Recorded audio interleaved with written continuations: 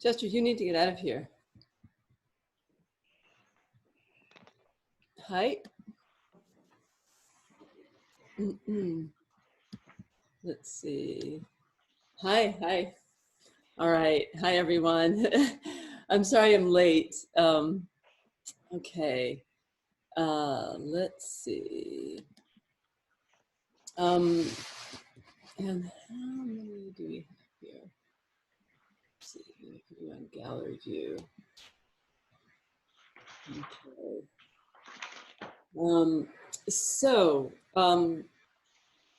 I'm going to take another minute or so to get set up because I want to be able to post to show the cards also.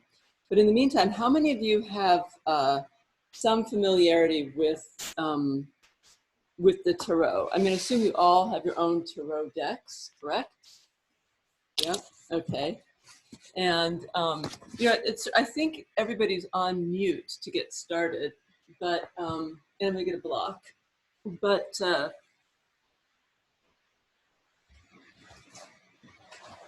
during the course of the class, we'll have the best thing about a class is being able to. The one problem with doing it online is that you really want to be able to do readings for each other, and that's going to be difficult, obviously, in the class. But why doesn't everybody? Let's go. I'll just a second. Let me get the other camera going, and let's see.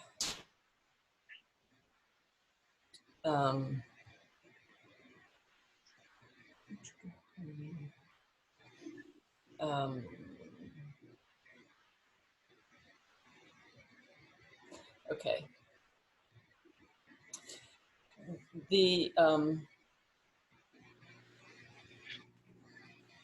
Well, I hope I don't hear a lag. I have to mute this one. Oh, I am muted. Okay, well, anyhow. So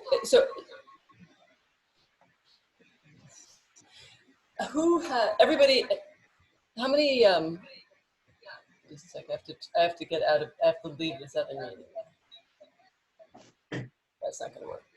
So let's go around. Hi, T. We'll start with you. I'll call on each person. Tell me, just go around, introduce yourself to the group, and say something about how much experience you have with the tarot. Do you want to start? So I'm fairly like extreme novice, but I have started playing with like the animal deck, and I've am finding it really exciting to explore my intuitive side. And so I feel like this is kind of a way to begin that. Good. Journey. Okay. And what tarot deck are you using? I have none. Okay. If you can recommend one. Okay, good. Sure. I mean, I have two of my own that I'll be using, but so yeah, we'll get to that. Okay, Sarah. Hi. Hi. I have limited experience, like only from my adolescence, in ever reading for anybody. But I love the images. I like all forms of divination. I love symbols. And my daughter, who is 19, upstairs doing college online, is deeply into this and has like princess that she is, like 20 decks. So I can help her. Hundreds of decks. So she's, yeah. Okay, Heidi. Hi. I'm a complete beginner. A complete beginner, okay. Oh yeah, that's right. You had to get a deck. Just a second. Yep. I'm plugging in my computer. Hang on, I had to mute myself. Okay, and show us the deck that you just, did you get your deck yet or not? Yeah. Okay. I got it. It's like based on that Rider-Waite. Right. But it's like cool looking. Okay. Can you see? All right. Okay. It's this lady in Felton made it. What? A lady in Felton made it. Oh. Yeah. Can we see that again? That's beautiful. Yeah. I mean, I can maybe show you. I could put the link on the chat, maybe. Sure. But it's like, I don't know how well you can see it. Let's see. That is really nice. Yeah. Yeah. I like the art, so. Okay. And Sarah without an H. Hi. Hi. So I'm definitely a beginner. I've played with other oracle cards before, and I've had tarot read for me before. I recently, it's strange that this happened. I recently ordered Deviant Moon deck, but it'll be here, I think, in the next week or so. Okay. Good. And Carol? Hi.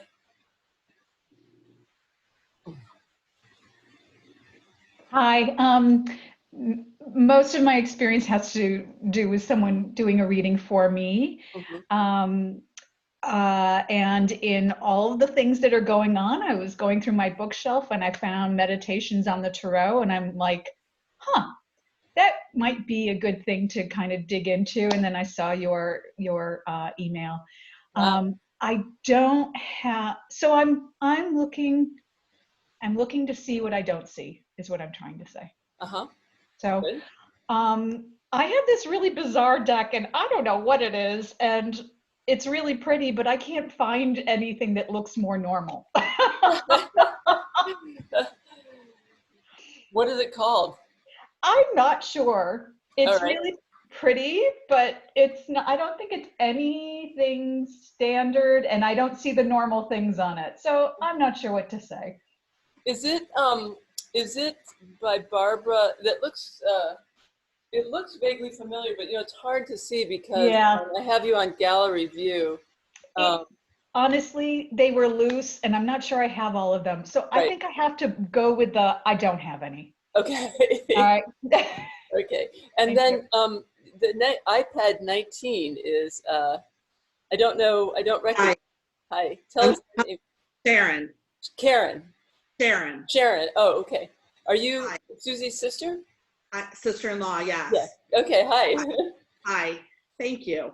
I'm very, very new to this. My daughter, before she came home from college just now, bought me this Green Witch Tarot, and so I have cards and a book, companion book. So, but I'm very brand new to this. I just opened it and am excited. Okay. Hi, Amy. Amy, you're next. You have to unmute yourself. Yeah, I'm unmuted now. Hi. Okay, hi. How are you? Good. I'm working with the Wild Unknown, Kim Cran's deck, and I just draw cards. I don't know what I'm doing, but it seems to work. So yeah. Okay. Hey, Rosin, how are you?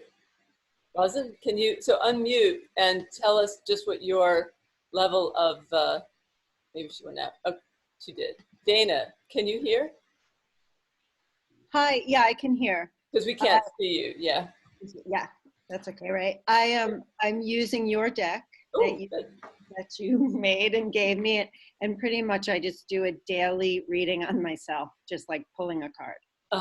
That's a good way to, that's a really excellent way to learn the tarot, by the way. That's probably one of the best. Okay, and Emily, hi. Hey, how's it going? Good, how are you? Good, good. I'm new as well. Played with it a little bit when I was a teenager, but haven't visited it since. And so when I got your email, it kind of piqued my interest again. Good. Okay, so now, so we'll get started now that, hi, before we start, I'm just going to do what I do before.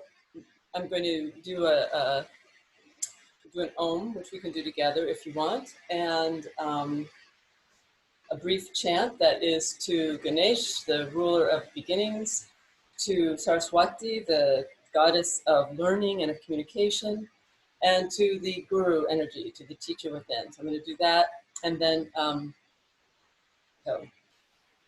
Om, Om Shri Ganeshaya Namaha. Om Shri Saraswatyai Namaha. Om Namo Gurave Namaha. Om.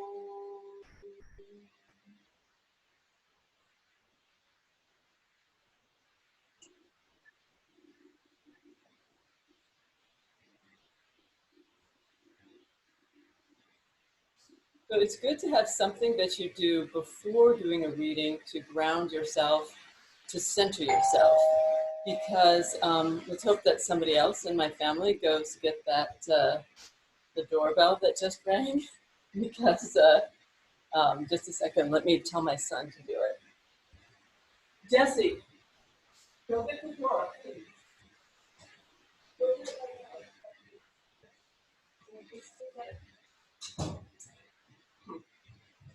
Yeah, I have a teenager too. It's when I was young, people just ran to get the door every time it rang. No longer, but because what you're trying to do is to establish a communication with a part of yourself, and with your subconscious or with your inner knowing. It doesn't. You don't have to know what part of yourself it is. You don't have to know a name for it. You just have to know that the cards are a vehicle for beginning that level of communication. And you want it to happen on the deepest level possible, or the truest level possible. So it's good to have some sort of ritual before you go to the cards. Before I do readings, I do say, ever since before I knew Sanskrit, there's a version of the Gayatri Mantra in English. You who are the source of all light, whose rays illuminate the entire earth, illuminate also my heart, so that it too can do your work. That's what I say before I do a reading, any reading. So that said, most tarot decks these days are some version of the Rider-Waite deck.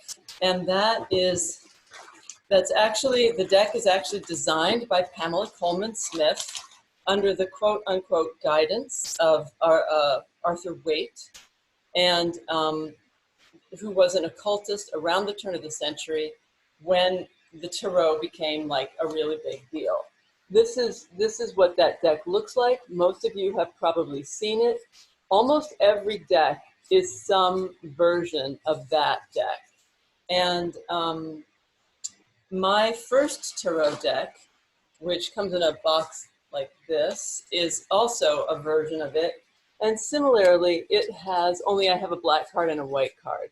It has pictures for, like that's the 3 of coins. It has pictures for the major cards. The cards divide into 2 groups, the major arcana and the minor arcana.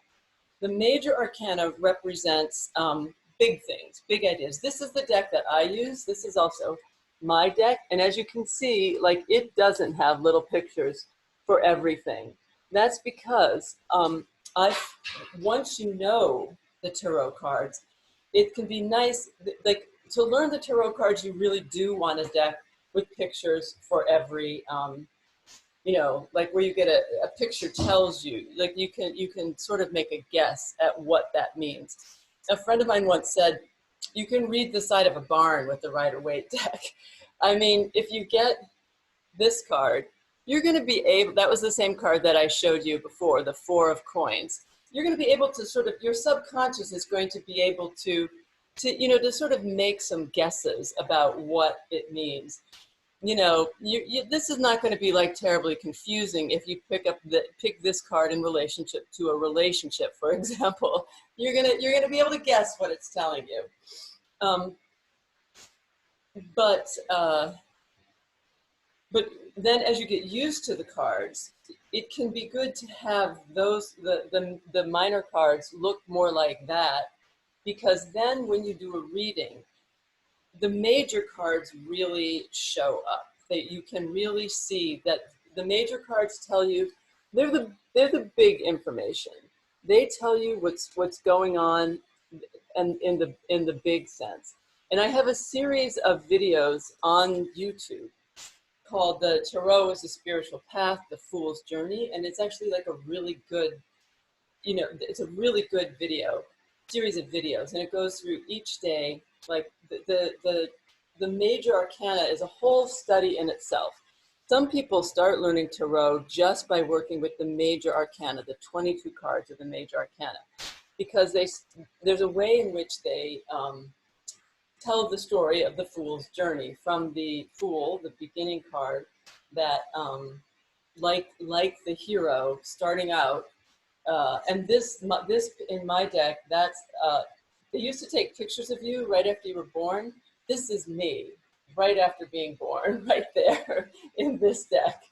So you go from just jumping on into whatever it is, and the Fool is numbered 0, so it can go in some sense it's the wild card. It can go anywhere in the deck, just like you can always go back to ground 0, and just like you kind of always have to go back to ground 0. And then say it's from birth, then next you learn how to walk and talk, the magician, the ability to manipulate, to do things. Then there's kind of the wiser knowing of the high priestess. We have the mother, the ultimate mother. We have the ultimate father. And then there's going to school. So these are the first group of cards of the major arcana are these like super archetypal, kind of singular figures. And then we get into the lovers, where you start recognizing the other. And then when you start fighting with the other and you have to cooperate with the other, you don't just love the other, the chariot. Then drawing again on your own personal strength, which is, the chariot is one kind of strength, but strength is a deeper. The hermit, coming closer to your own. And then we get into more sort of, it starts becoming a little bit more archetypal in a different way here. The Wheel of Fortune, the turn of events. Justice, which is the middle card of it. So again, these are Western. Unlike like some divination methods, you know, again, if you get justice, you can kind of guess what it means. It has other meanings because it's in the tarot, it's the middle card, and it's one of the cards that deals with two, with how you deal with two things, which has been the issue coming up since the lovers, really, where you first encounter, you know, you're first aware of yourself and the other. And then we get into the harder part of the journey. If you think of the hero's journey, the Hanged Man, which in mine is like Yggdrasil, the tree of life, where Odin had to hang for 3 days and 3 nights in order to gain wisdom. So it's about suffering, but suffering for a higher purpose. And it's also about waiting, having to endure something. Then, you know, everybody's favorite, the Death card. But the Death card is not at the end. Then Temperance, which is a little bit like the Tibetan idea of the bardos. You know, the middle ground.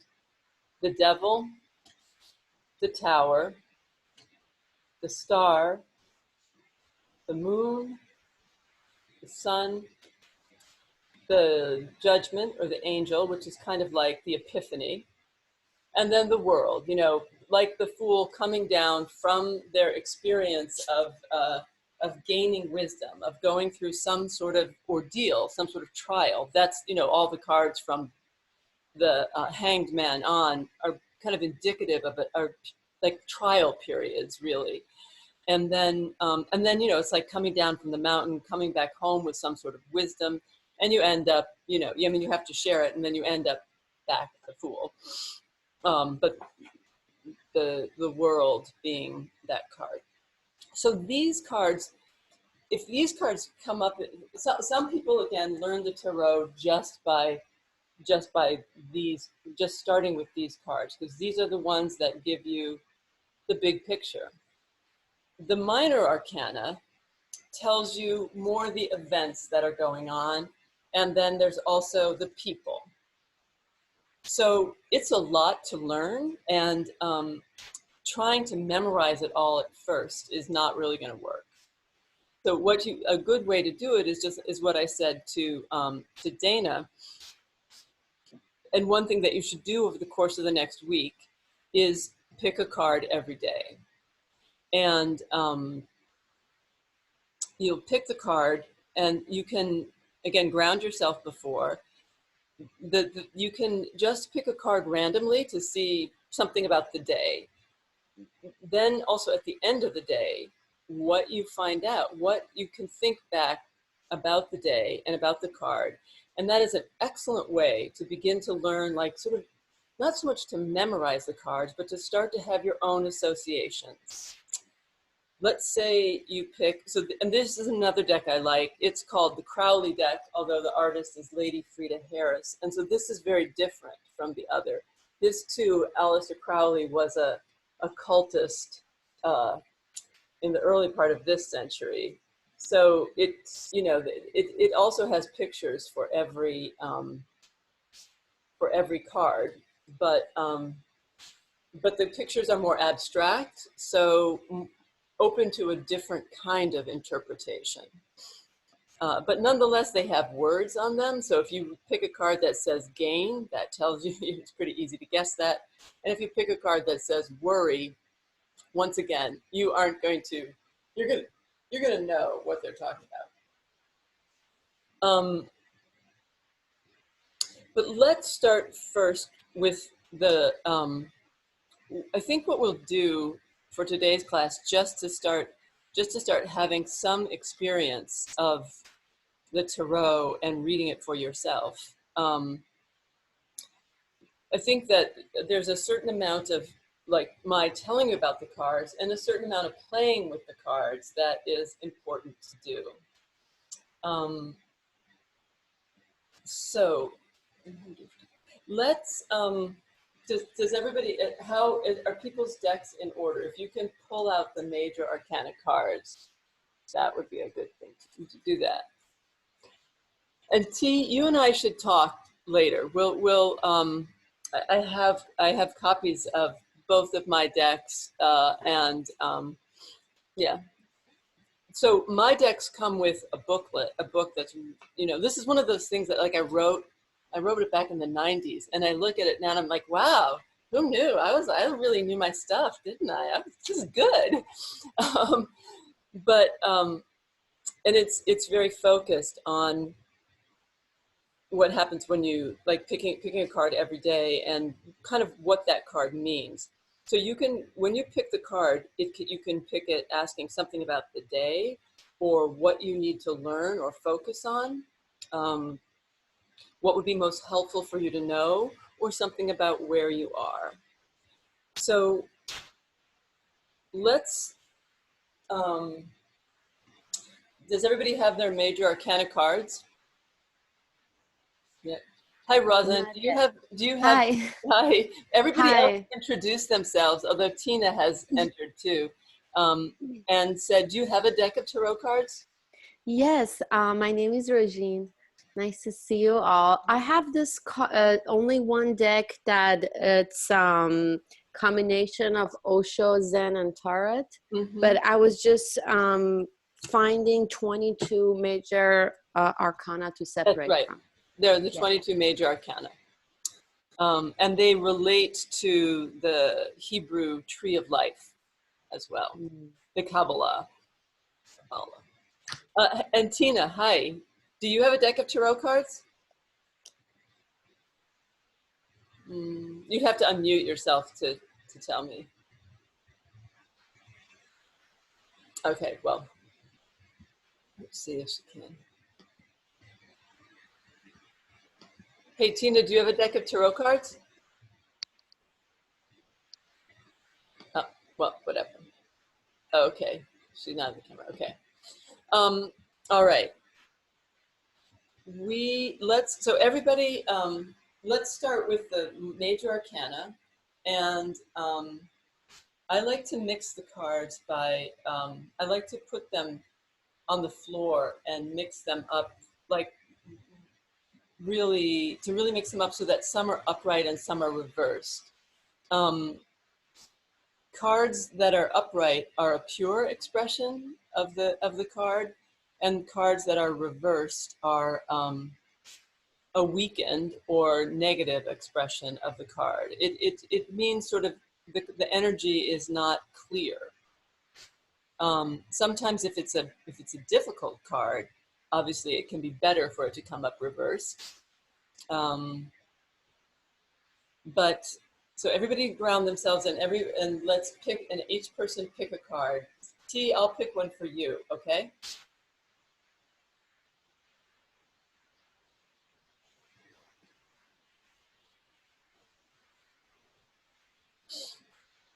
Okay. So well, let's, why doesn't everybody, if you can show me the card that you picked. Okay, so we have the sun. We have, is that the world? Is it reversed? Okay. And you have to, I don't know your deck, Heidi, so you're going to have to tell me what it is. It's the world. It's the world. Is it upright or reversed? I didn't notice. Look I just picked it out of a pile. Okay, just look at it though. It looks like it's upright. It is now because Okay. I think I automatically did that. Okay. Sarah without an H. Which one did you get? I can't see. I think this deck is a little different. So I have a regular tarot deck coming, but this one, because you said Kabbalah, I have like a Kabbalah deck. Uh-huh. And this one says higher knowledge. Okay, so that would be like the High Priestess, probably. Okay. Carol, what did you get? I don't really have a deck. As I look at this deck more closely, it doesn't relate. I don't know what it is. Sorry. Okay. And Sarah, I'm sorry, Susie's sister-in-law. What did you get? I can't read it. You have to unmute.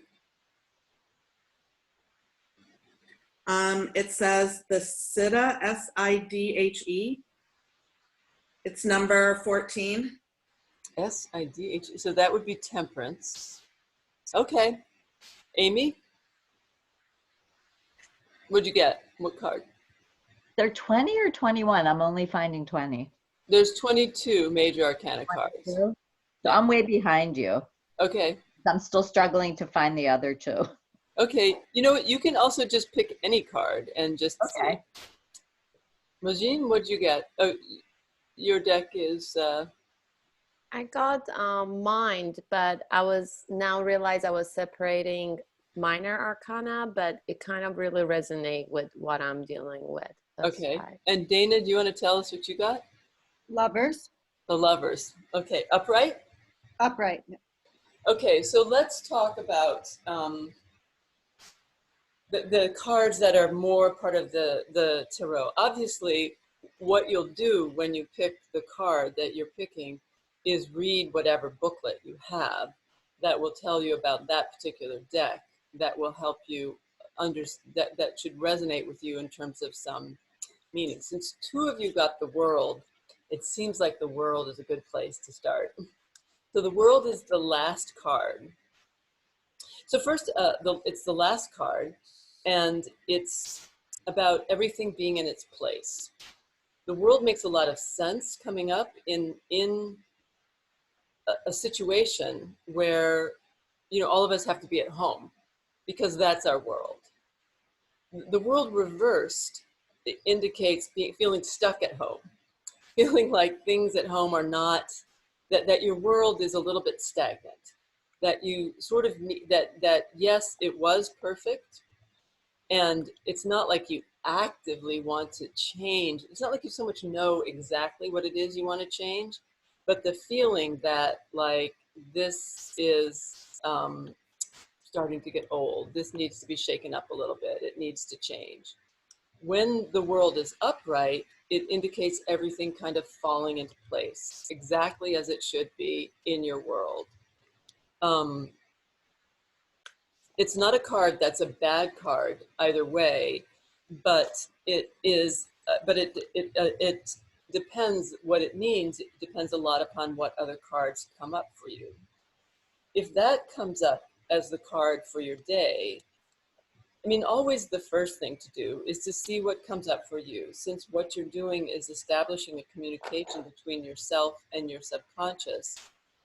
What comes up for you is always most important, and more important than anything that you read about it or anything that I or anybody else would say about it.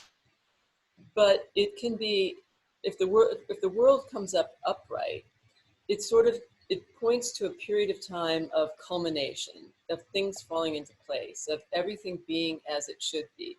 Now, what happens if it doesn't feel like that? Then it can be telling you that this is nonetheless a completion of a certain period of time, and that even whether or not it feels exactly as it should be, this is sort of like the logical conclusion or the appropriate conclusion, the appropriate, not the conclusion, the appropriate like coming together place for your life at this particular point. And it sort of encourages you to see, on some level, to see the perfection in that.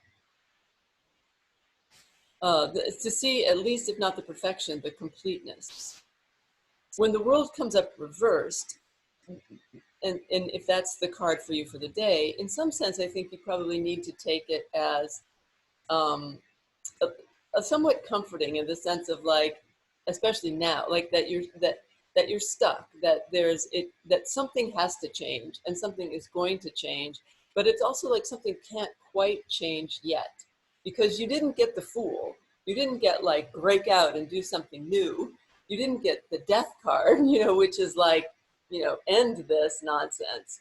You got the World reversed, which is like, this situation is, think of it like, like a flower that has bloomed, and that point where the flower blooms are kind of like, it's starting to fade and they're starting to fall off, but it hasn't become a seed yet. That's the World reversed. It's like, it can still look good, but it's not what it was. And you might not be ready to chuck the flowers yet, but you're going to. You're going to have to. You're going to have to do something to shake things up one way or the other.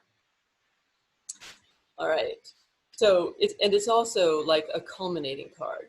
So now, as the deck prior to the World, if we move backwards, there's Judgment, which is sort of like the epiphany before you get to that culminating point. And just before that, there's the Sun, which is the card that I picked for T, which says that there has never been a better time in T's life than now. Is that how you feel? I mean, in regards to my relationship with my husband and like how we're seeing the shelter in, there's been like such a huge positive shift. So that is significant also, because there are 3 major arcana cards that have to do with relationships. The first is the Lovers. That's the one that Dana picked. And that is where relationships first, that is where you first recognize the other. That is where you first deal with, and the Lovers is kind of, is interesting. Older versions of the deck, and let's see, I have like a bunch of my decks here, but I didn't get them. I was kind of rushing to get in order here. This is I wondered if this was the deck that who was it that had a weird deck that they didn't know? Was it Carol? Is it this one? You don't know. Okay. Does yours have a box or not? Okay. It just, there was something about it that looked a little bit like, like this. And like, there's the back like that. It's very romantic and pretty, which is probably why I picked it. I never did anything with it. It's not that one, unfortunately. Okay. I'm trying to find an older version of the, oh, here we go. This was my first deck of tarot cards, was the IJJ Swiss deck, which is like, I got it when I was like 8 or something. I told my mom I wanted a deck of tarot cards because I'd seen the Rider-Waite deck in a book, which, what 8-year-old wouldn't want that? And she got me this, which it was like, what am I supposed to do with that? So that was a little hard. But the Lovers in this deck, for example, looks like this. This is the old versions of the Lovers often looks like that, where a man has to make a choice between, sacred and profane love, the wife and the mistress. The Lovers can be about making a choice, but it's also about, the connection, the connection that you feel when you see yourself in another. The first view of the other and the recognition of the other and also as connected. That's the Lovers. The next card that has to do with relationships is 14, which was, somebody picked a card that was numbered 14. I think they called it Siddha or something. And that card, I'm looking for it, is the card that follows death. and it is Temperance in the Tarot, and I'm trying to find it, sorry. Here we go, Temperance. I love Temperance. Now the word Temperance doesn't really sound that exciting, and the card Temperance is about finding the balance point. The idea of temperance, so if the Lovers is the passion that you first feel when you encounter someone that you feel connected to, Temperance is what tempers that. What tempers it in the terms of making it stronger, and also in terms of making it less extreme. Because Temperance is about occupying that middle ground. See, she's standing, it's between night and day. She's standing with one foot on the water and one on the earth. And it's about that stream between the black picture and the white picture. It's not about being in either one. It's about that flow in between. So it represents the gap, the middle place. That's like the bardos in Tibetan after death experience. And it's the card that follows death. It's also about yoga and about art. And it's about the part of relationships that has to do with communication. So if you have the Lovers, where you first encounter the other and there's a certain degree of passion, and then you have to, in order to temper the relationship, in order to make it stronger, you have to let go of those extremes, and you have to find a middle ground that you can both occupy with ease and comfort and communication. And like, we don't, as human beings, we don't usually like to be in the middle. We like things to be one way or the other. But Temperance is about occupying, like truly occupying the middle ground, that gap, which is where realization is possible also. That's why it's yoga and art. It's in the middle, in that like difficult to hold middle place, that the glimpse of like the moment between the in-breath and the out-breath, where the experience of something bigger than either can happen. That's Temperance. And then the last card that has to do with relationships is the Lovers, is the Sun. And the Sun is the card that is about, I mean, the Sun is the best human life has to offer. If the Sun comes up when you're asking about money, it's a good thing. Here's the Sun in the IJJ Swiss deck, so you can see it shows the people. But it's about where these two come together, where you have both the sense of connection and passion, and you have the sense of being able to occupy or hold the middle ground. That's why whoever else said they had the card labeled 14, it was called Siddha. Siddha means, Siddha is like somebody who has power, somebody who has a special power. And the Sun, so this is a special power, to be able to occupy to be able to stand with one foot on the land and one in the water. I mean, that's pretty remarkable. But the Sun is where it all comes together, where you experience like the growth and benefit and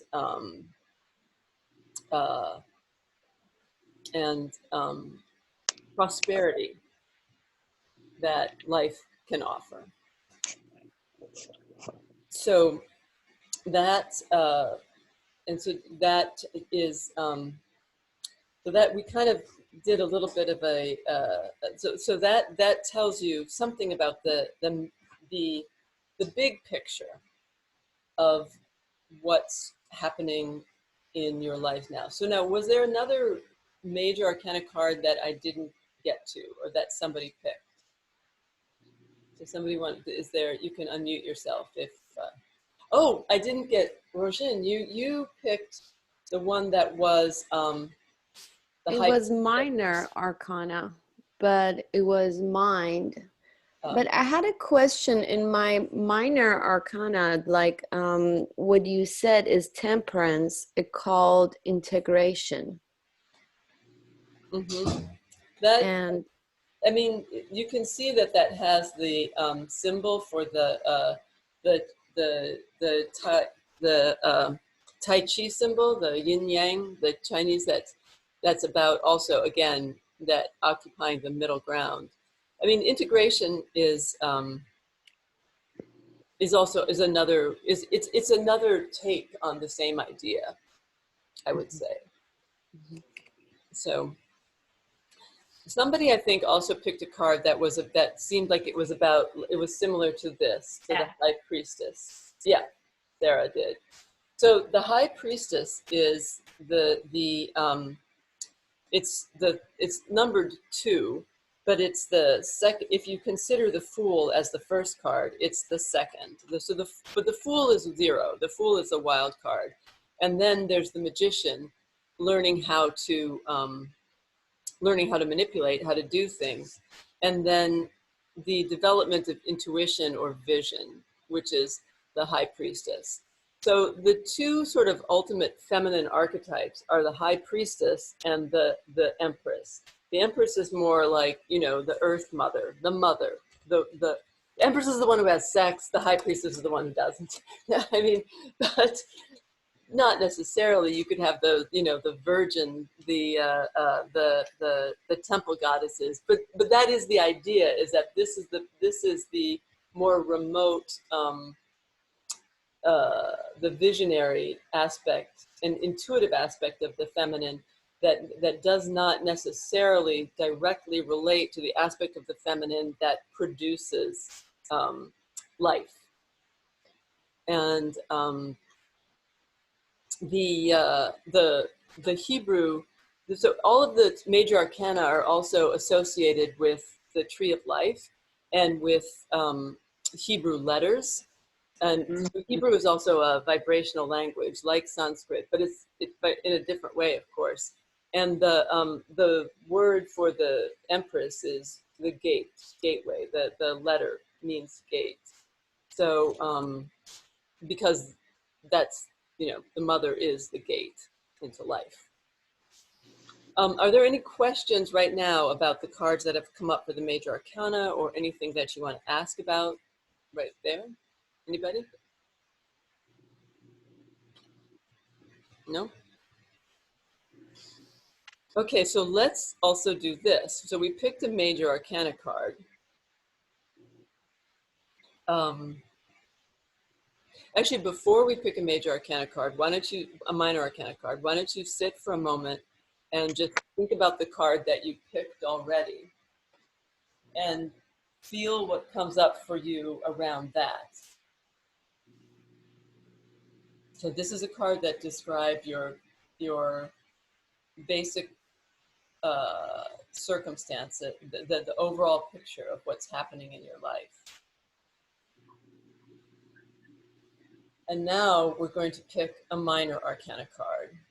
The minor arcana card will tell us more about what's happening, how this is. So let's say you pick the Empress upright. So this could be talking about yourself as a mother, or yourself as a wife, or yourself as a creative person, because it's about that feminine, creative earth energy.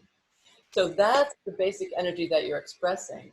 What's that going to look like, or what do you need to know in practical do this terms? That's what the minor arcana is going to tell you. It's going to tell you what that's looking like actually in your life right now. So mix the minor arcana cards, and then everybody pick a card.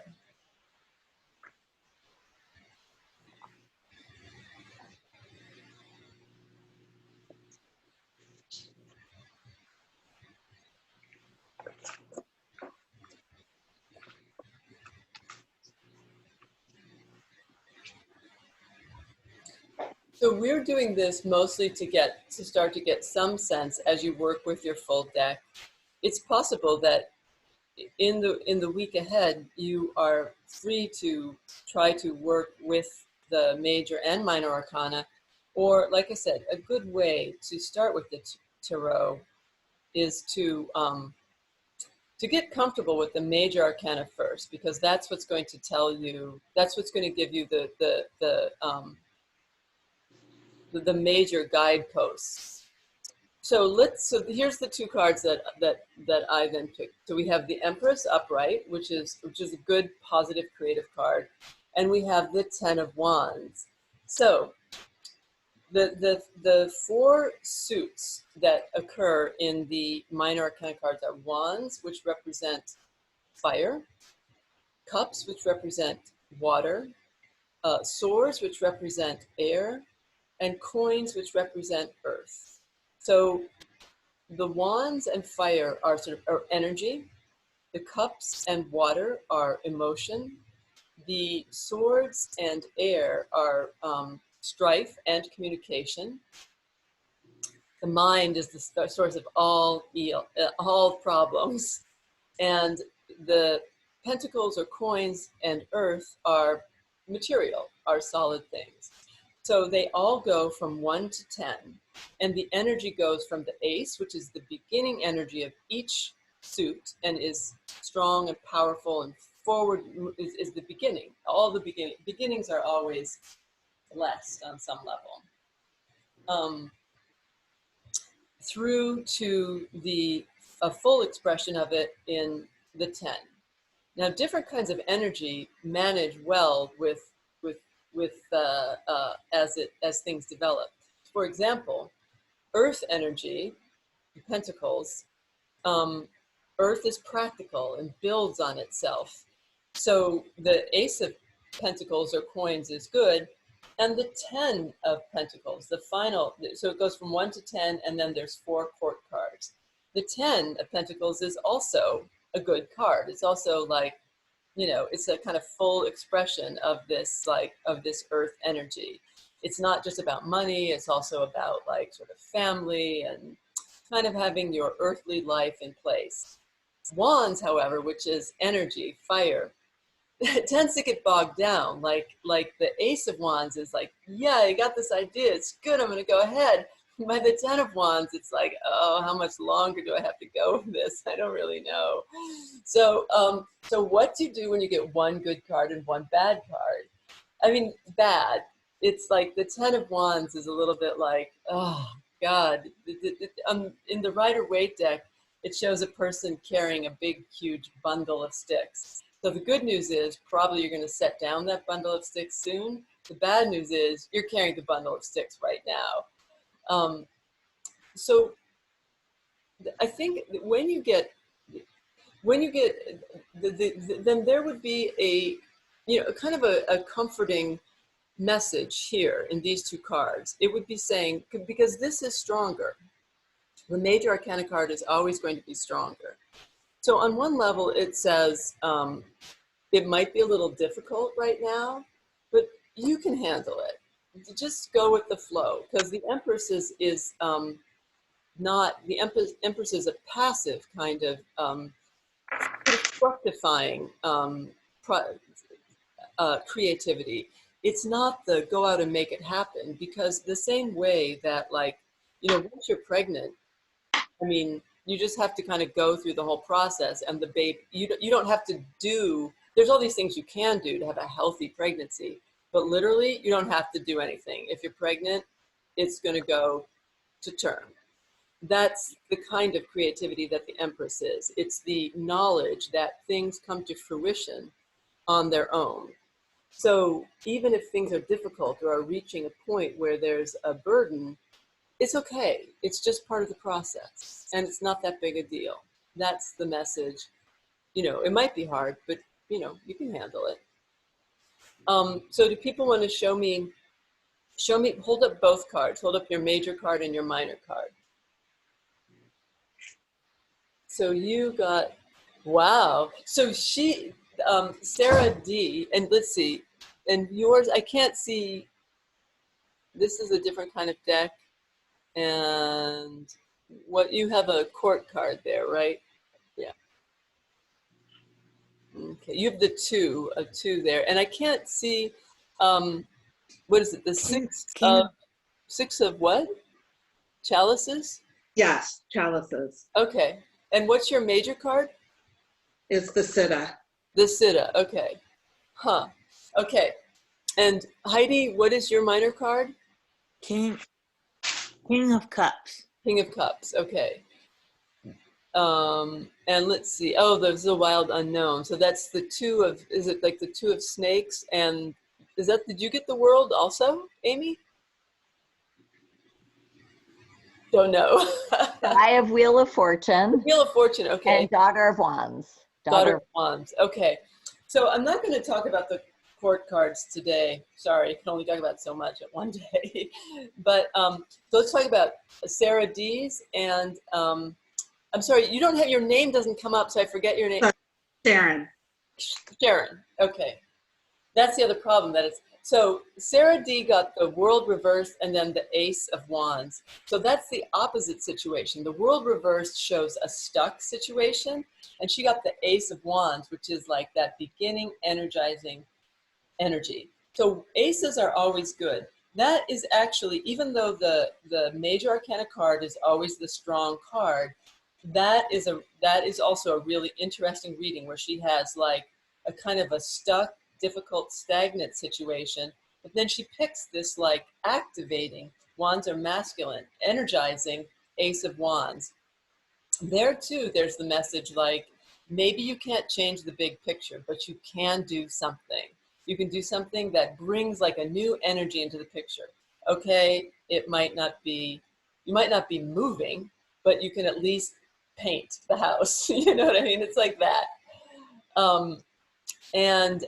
Sharon, you got the Siddha, which was one of the relationship cards, and then you got the Six of Cups. So in the minor arcana cups, in the minor arcana, the numbers from 1 to 10, 6 is generally the most positive.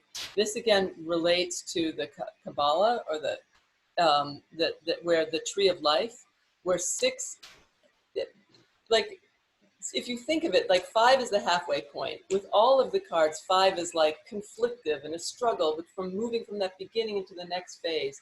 But even though you always think that what you want is the full, complete, happy expression, in some way, the best time is when you know that you're headed towards there. And that's what the 6 is. The 6 is that place where you have passed the middle and you are starting to feel, hey, you know, I'm going somewhere, okay, this is not so bad. So Sharon also got very good cards about a relationship that is, the Siddha is about that kind of communication, that more tempered aspect of a relationship. And the Six of Cups, cups are emotion.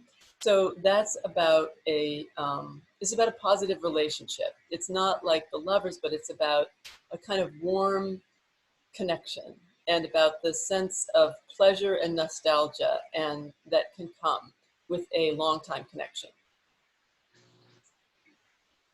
Okay. Okay, so let's see. So we had two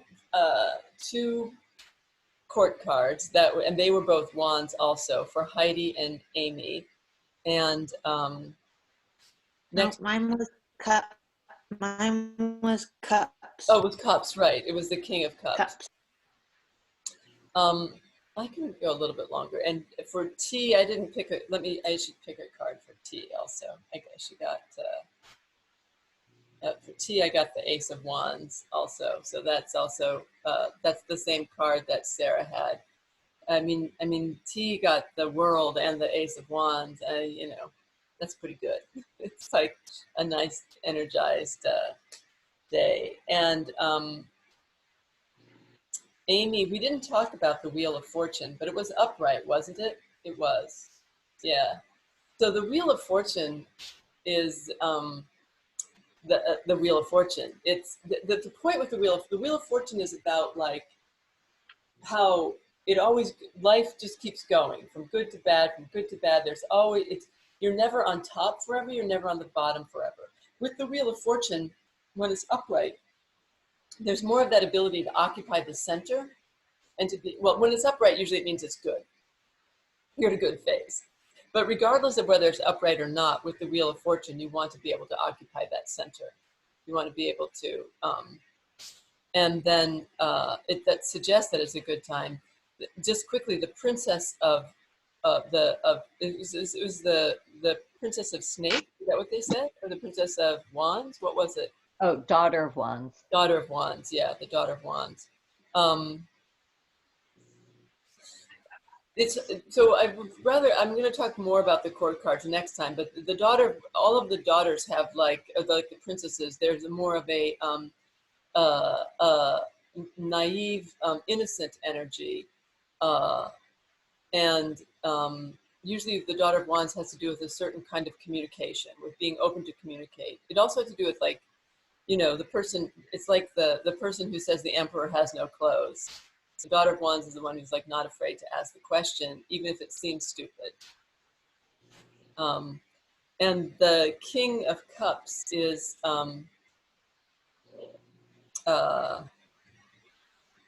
that's the king is a little bit, the King of Cups is not the most comfortable with the emotions, but it can have to do with emotion that takes a business like place.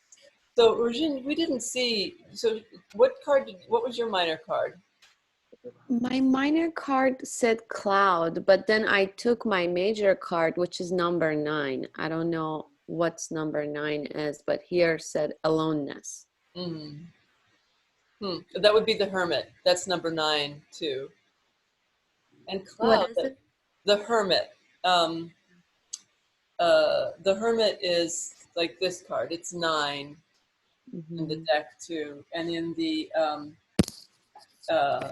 in my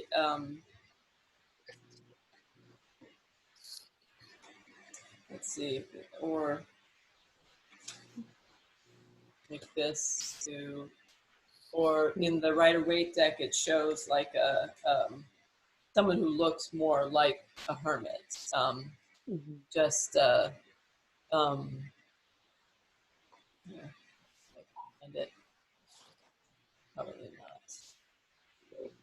But it suggests being alone, you know, and if it's upright, it's positive about like the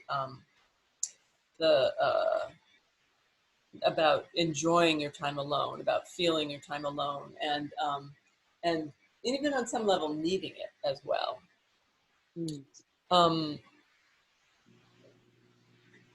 Okay, so I would suggest that that you guys do take a look at the videos on YouTube, because my videos, that the tarot as a spiritual path, because they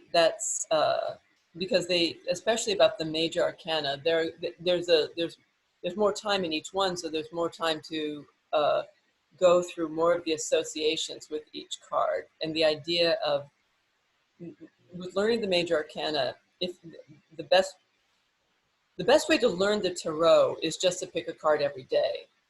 To really truly understand the major arcana, it can be good to go through them in order, and like a practice, and meditate upon, you know, the kind of many different layers of meaning that each card can have each day.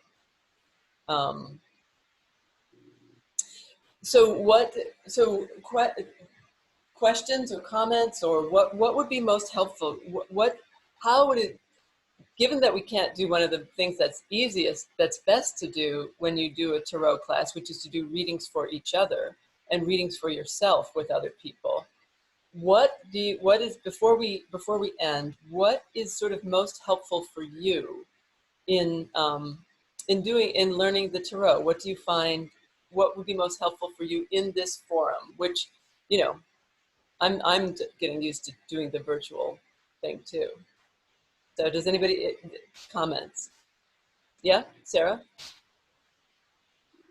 Hi, I was really interested in, can you hear me? Yep. Okay.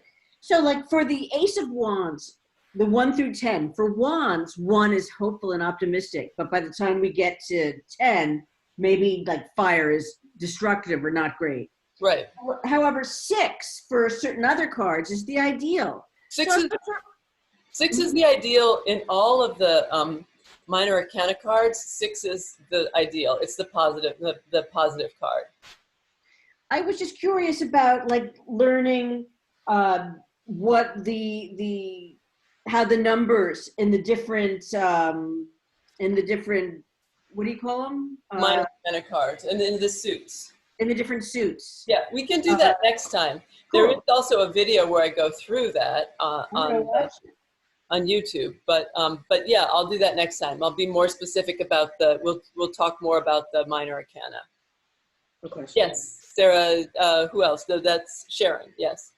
Hi. If you pull a card every morning to start your day, does that sort of predetermine how you're going to think for the day? That's a really good question. So that's one of the most interesting things about working with the cards. It's, I mean, I would say the cards will tell you something that is underneath the surface. Sometimes it will tell you, there will be the temptation to one, like, so let's say you pick a card that is, the card will have some impact on how you look at everything during the day. If you pick the Wheel of Fortune upright, you are going to be tending to look for things that are positive. You're going to be tending to see things as going the way they should be going. And even if things happen that are not good, you're going to be more focused on the good, that today is a good day. Now, if bad things happen and you got like the Wheel of Fortune during the day, you're going to think, well, this is just the way things go. If you get the Wheel of Fortune reversed, you are going to tend to, there's the potential to think like, oh, this is a day that's not going to go the way I want it to. But I think the kind, you want to develop a communication. So the question also becomes like, well, how do you deal with that? How do you deal with the notion that things may not be going the way you want it to? In some sense, it can also say it's not your fault. Sometimes that happens and you just have to try to ride the center. You don't have control over everything. You don't have control over anything potentially. So and then also it could be that the cards are just pointing to something, one thing that happens in the course of a day. Perhaps you pick the Six of Swords upright. Maybe you end up planning a trip that day. This is sort of telling you that it's telling you something about the day. You know, it doesn't necessarily mean that you don't also experience something else. But if you pick a major arcana card, it's a bit more of there's a different sense to what it's telling you to think about. So it's not, I think it's important to not to feel like you are, you don't want to ignore what comes up because you're developing a communication. So you don't want to shut it down, but you want to be communicating with that side of yourself. You don't want to just be being bossed around by it any more than you want to try to boss it around. And the other thing is that you can always pick a second card. Tell me something about this. What am I supposed to do in the face of this? Or, you know, if you get a card that like confuses or upsets you. Thank you. You're welcome. Other questions? All right. So see you guys next week. Thank you so much, Melissa. You're welcome. So nice. Thank you. Thank you, T, for bringing me up to it. Have a great day, ladies. Yep, same to you. And I'm going to see if I can figure out how to end the meeting. Bye. Melissa, yeah. Did I reach out to you via email regarding the deck? Yeah. Let's okay. do that. Okay, cool. Okay, good. Mwah. Bye, everybody. Bye-bye. Bye.